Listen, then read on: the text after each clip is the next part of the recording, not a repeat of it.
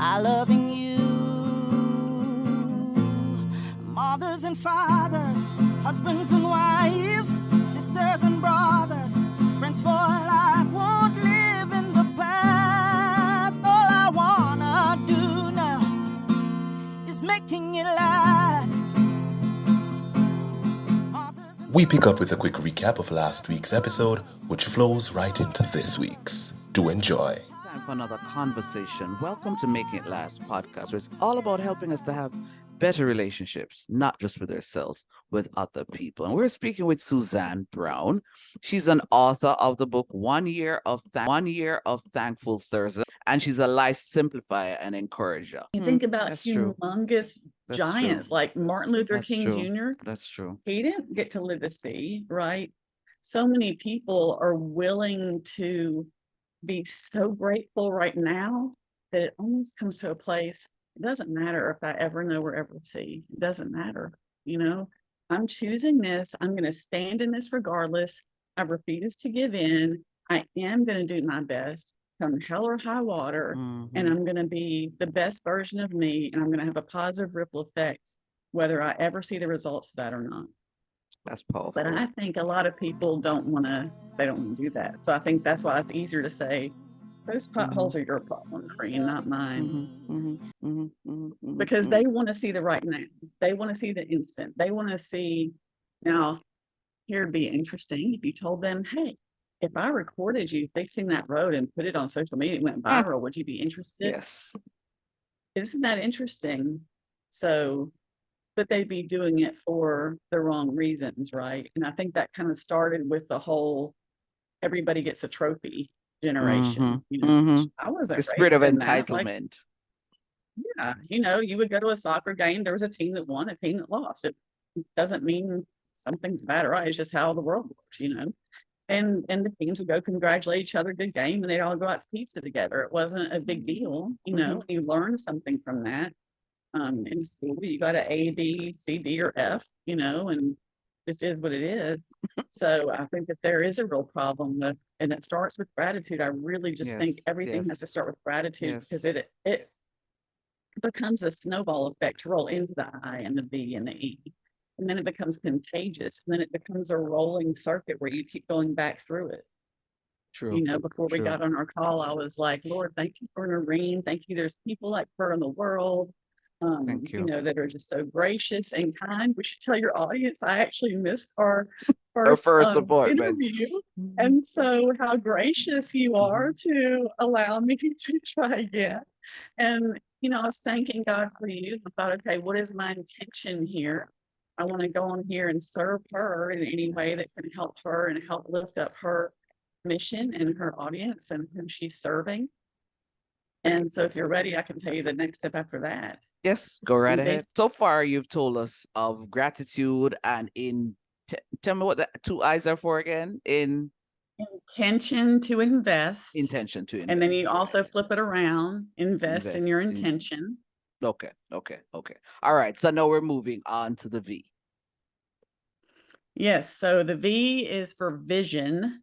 And while I love vision boards and I have vision boards, this is more of a vision that you have to take that becomes your forward-moving focus. And so what I mean by that is when I was homeless living in my car, the vision that I used was I pulled up to this beautiful furniture store. The whole front of it was glass. I can picture it right now, as much as you and I are sitting here. And there was this beautiful 4-poster bed sitting right in behind the glass, and it had these spotlights on, and the whole rest of the store was dark. It was after hours, and I would sit there in my car with my hat pulled down, and I would just stare at it, and it was so beautiful. And then, not in a weird way, but my mind actually saw myself in that bed, not necessarily in that one, but I was like, I could see in my mind's eye, being in the bed. I could feel the covers coming over me. I could feel that safety and security of having my own bed. And I would do that every single night. Every single night, I would drive to the same furniture store, same spot, see that bed. It became my vision. So once you have learned to be thankful in any circumstances, once you've committed to yourself, you're going to intend in that change, you have to know what you're working towards, right? Like, what is the vision? Like, because you can't just you don't want to aimlessly throw spaghetti at the wall, because then nothing kind of really happens, right? So you have to have a very specific vision, and it can be small, maybe some days it's like, my vision is, I don't want to raise my voice at my kids today. Lord, please help me, and then you stay focused on that all day, but it gives you a distinct focus, something that you're telling your brain and your subconscious mind you're going to work on. That will happen no matter what, if I die trying. And then comes the part that people really don't like, is the E, because like we already talked about, we're in a little bit of a slothful society. Nobody wants to take ownership. So some people joke like to misspell give and forget to put the E at the end, because the E is execute. So it means do the work, right? But it's also 2 words. It's execute and elevate. And the reason for that is it reminds us to go back to the circle. So once I had this vision of a bed, and I'd already committed to myself I was going to do the work, then I had to execute on it, right? Otherwise, I'm calling myself a liar. If I had said to myself, I will have a bed, and I said to myself, I'm willing to do the work, if I don't do the work, then there's a dichotomy within inside my soul that's not going to be okay, right? So I had to do the work. So I had 4 jobs, and I got to the point where I would hardly sleep, which was fine with me because I didn't like sleeping anyway. It was a scary time. So I would work around and one of the proudest moments of my life is when I signed that lease on my low income apartment and turning that key. And it was the most amazing thing in the world, because I had done the work. I had completed the vision. So the reason the elevate is important is because you can't just stop, right? Our lives are not meant to be, we're not like a singular line just going slowly, gradually. Our life is full of ups and downs, twists and curves. We don't know what's coming, but we're supposed to keep growing, keep learning, keep elevating, keep expanding, right? So the E for elevate is you have to keep growing. So once I got my apartment, well, what's next? I could just be content there, and I was grateful, but I thought, well, my next intention and vision was to go back to school and finish my degree. So I had to do the work and do that. So it just keeps going, right? And again, it doesn't have to be just for big things. It can be for these small things. Every time you go on a podcast, I'm sure you're already, you've got the gratitude, and you do that in spades. But you, regardless if you realize it or not, you're coming up with your intention, right? What your vision is, and then you do the work. So it is helpful in every part of life. That's why I say it really simplifies life way down to just think of it as the give. There is a little bonus though, if you want to spell give in the plural, if you'd like a little over deliver a little extra value here to you. So want to go plural and spell give with the S, gives. The next step is to surround and sow. And what I mean by that is you surround yourself, like you and I are doing, with those like-minded people that get it and want to help lift you up towards the greatness you were designed for. That's like my biggest thrill in life. I mean, I'm telling you, there is nothing in the world like lifting people up towards the greatness they were designed for. And people forget that like what's meant for you is not meant for me. I can't take anything away from you, because what is meant for Noreen will be for Noreen. And this whole competition movement, it's got to stop. It's so crazy, right? There is enough room for everybody, and every single person, they have what is going to happen for them laid out. Now we can miss it if we don't do the work. That's true. Back and be lazy. But I believe in community over competition, big time community all the way. But the sow, like sowing a seed, is basically paying it forward.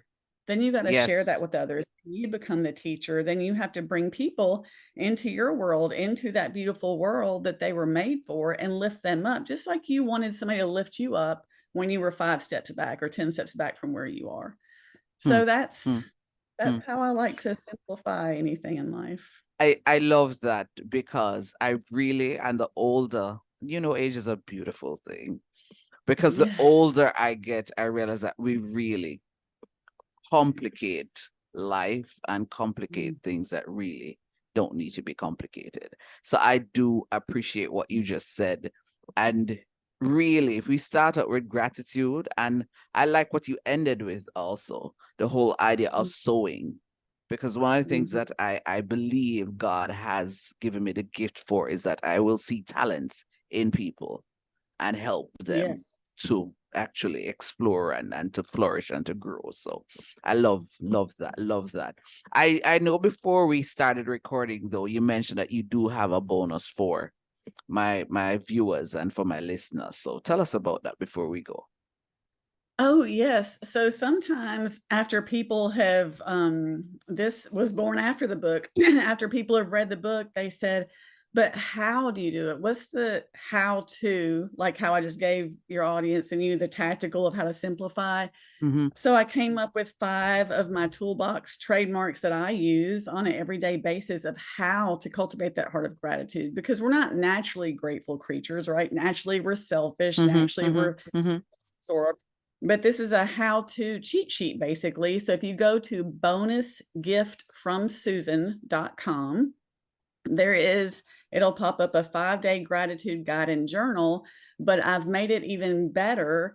They'll actually come to your email inbox for 5 days with a little mini free challenge course. And I'll walk you through each step, because the printout gives you the steps, but it can be a little, for me, when I started, it was a little bit, well, what does that look like? Like how we talked about the example of using the give strategy through my homeless. So I kind of help give like actual strategies and how-tos with practical examples. So yeah, go to bonusgiftfromsusan.com and jump on the gratitude train, and it just walks you through how to cultivate that heart of gratitude. Nice. And you can use it for your kids too, your coworkers, employees. It's great anytime. And I do that also every day, all day long. I know you must be enjoying this conversation as much as I am, because hear what it is. Life is as you literally make it. So we're going to continue the conversation right after we take a break and get a word from our partners. I loving you, mothers and fathers, husbands and wives, sisters and brothers, friends for life, won't live in the past. All I wanna do now is making it last. You can't live your best life without a healthy immune system. Boost your immune system the delicious way with Zappy's organic juices and punches. Made from local produce with zero added sugar, our juices cleanse and revitalize your body as they boost your natural immunity. Try our delicious flavors: Beat It, Berry Bomb, Get Fresh, Ton Up, and Island Splash. Find us on Instagram at Zappy's Organics, or call or send a WhatsApp message at 1-876-779-8910 to order today. That's 1-876-779-8910. Zappy's Organic Juices and Punches. Live your best life today. Langdo Language Institute was created to meet your language and communication needs. All of our packages were created just for you. We are passionate about language and dedicated to your success. We offer the CSEC English program, the Study Buddy program, the Get Ahead with English program, and the Business Communication program. Contact us at 767-285-0938 or email us at langdolanguage@gmail.com. Langdo Language Institute was created to meet your language and communication needs. All of our packages were created just for you. We are passionate about language and dedicated to your success. We offer the CSEC English program, the Study Buddy program, the Get Ahead with English program, and the Business Communication program. Contact us at 767-285-0938 or email us at langdolanguage@gmail.com. Because the real question is, how can we help you? Loving you, mothers and fathers, husbands and wives, sisters and brothers, friends for life, won't live in the past. All I wanna do is making it last. So, welcome back. We're speaking with Susanna, and she's really telling us her 4-step method to simplify and overcome. And of course, if we do all of this, it will definitely then impact on our relationships, because you know that is what this podcast is about. So, Susan, you've said a lot. Now, if it is that with all that you've said, somebody is still listening and watching and still just a bit skeptical or a bit cynical, what's the one idea you'd want them to say, hey, if there's nothing else you get from all that I've said, here's the one thing that I want you to get? What would that be? The one thing is that gratitude is not really a mindset, it's a vision problem. So I would say, if you're convinced, and I get it, so I don't say this lightly, that there's no hope or that it's somebody else's fault, I would say to pretend that you are alone in a room, or go alone in a room, get a mirror, look in the mirror, and tell yourself that.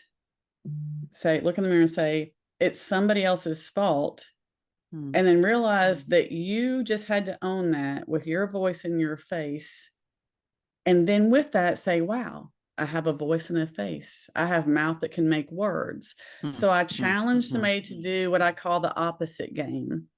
I tell people, if you have a negative thought in your head, like you say, oh, I'm such an idiot, I didn't do that right, then thoughts are really just sentences, right?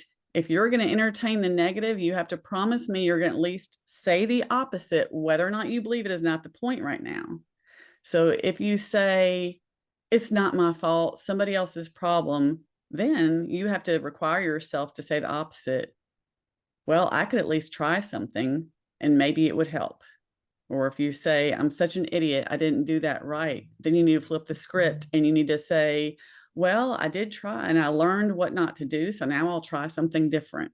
We have to stop thinking that we're right all the time. Here's probably the better way to sum that up. My husband and I have a quote we like to say a lot in our house: consider that you may be wrong. Just consider it. Could you be wrong?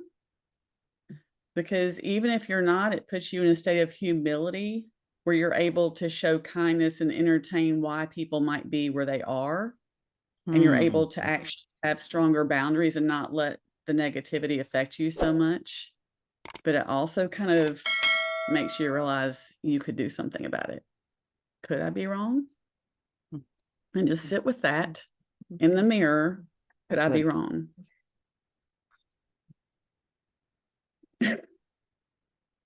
Excellent note to end this conversation on. Thank you so much for sharing, Suzanne. Thank you.